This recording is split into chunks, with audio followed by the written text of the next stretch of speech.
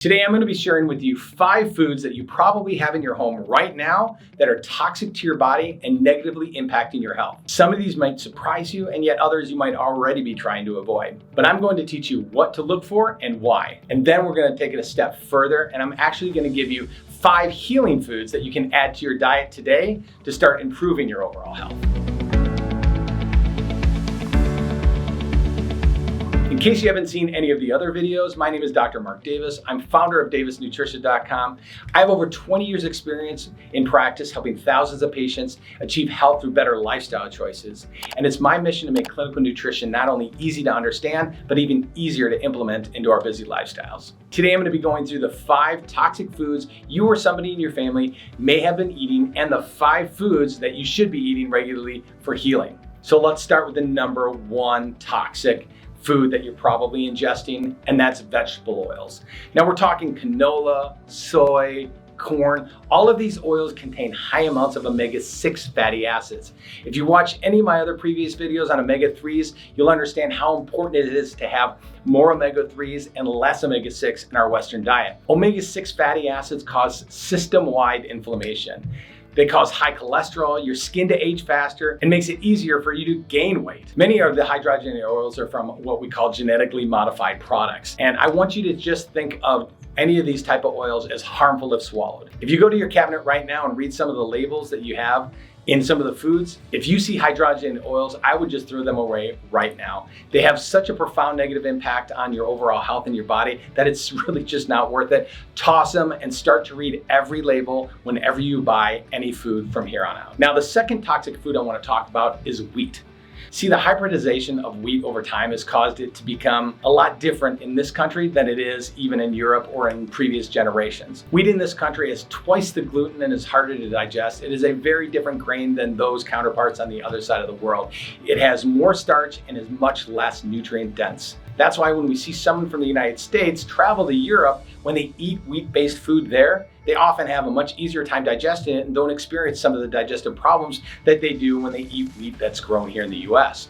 The gut inflammation caused from eating this hybrid wheat can lead to a cascade of all kinds of health issues such as leaky gut, irritable bowel syndrome, migraine headaches, even skin and acne issues. In general, I would just recommend not eating wheat, any type of wheat-based products. Number 3 is soy. Now, soy is one of the most genetically modified plants on the entire planet, and as such, it has become an endocrine disruptor.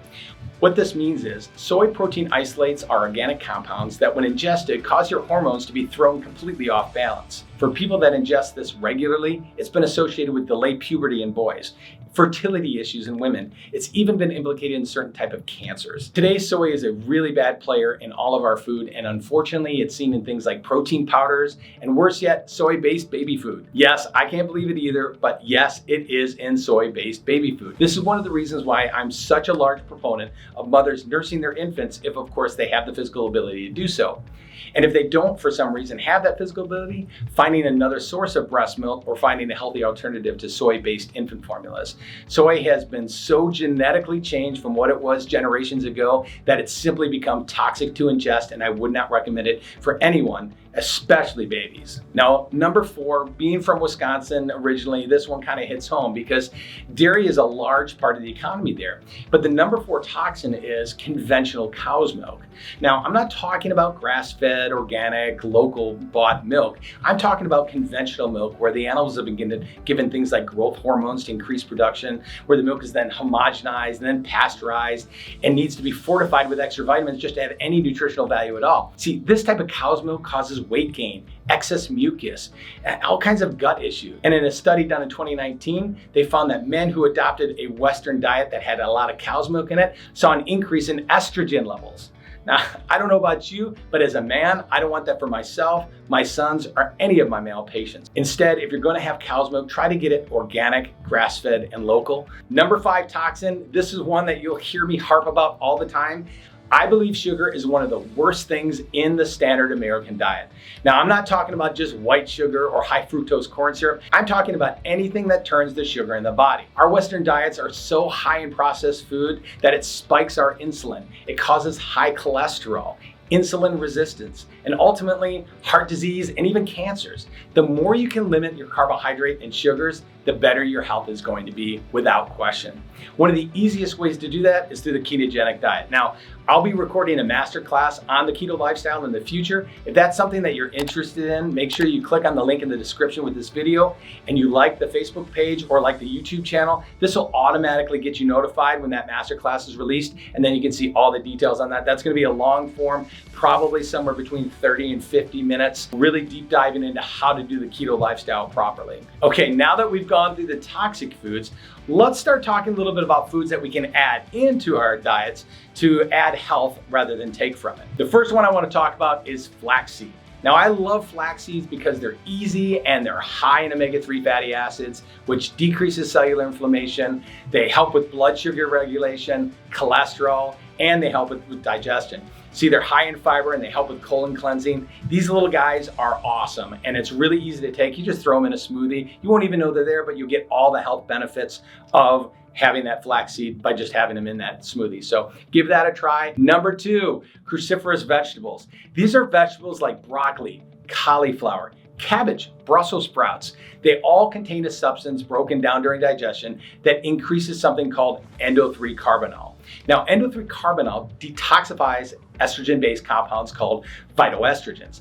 Now, one source of phytoestrogens are the microwave. I know that seems a little odd, but they're the toxic estrogens that get released when you cook foods in microwaves in certain plastic containers. That's why you should never cook in plastic. So if you are cooking in the microwave in plastic containers, cruciferous vegetables naturally detoxify your body from these estrogens, these phytoestrogens. Not only that, but these guys are packed with beta carotene, lutein, vitamin C, vitamin E, vitamin K, even folate. Finally, cruciferous vegetables are helpful in addressing health concerns like cancer and lupus erythematosus. They're just jam-packed with goodness for you, so try them, get them in your diet as often as you possibly can. Third thing that you should add into your diet for healing is kefir.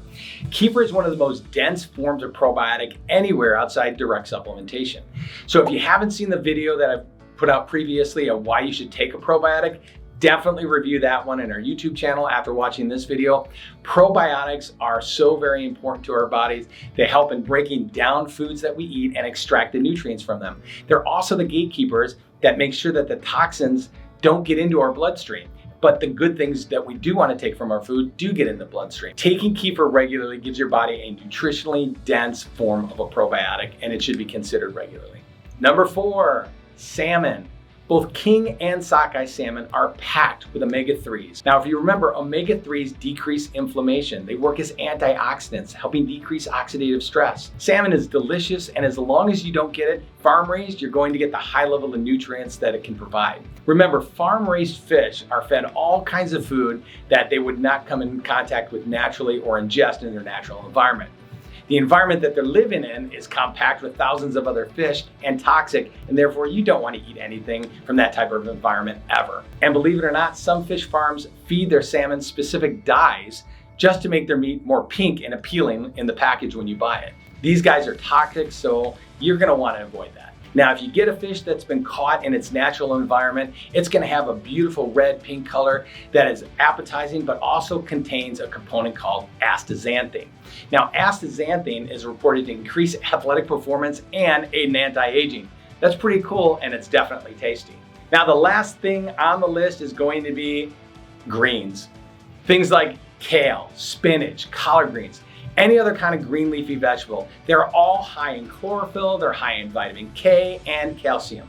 They're densely packed with all kinds of nutrients and fiber, and they're just good overall to consume regularly. Remember, get them organic. That's really important, so that way they're not spending their entire lives drenched in herbicides and pesticides and passing that along to you in forms of toxins. So there you have it. Those are the 5 toxic foods to avoid and the 5 healing foods that you're going to want to add. If you found this information helpful, please share it on your social media. Like, subscribe, all that kind of stuff. And remember, until next time, health is by choice, not chance.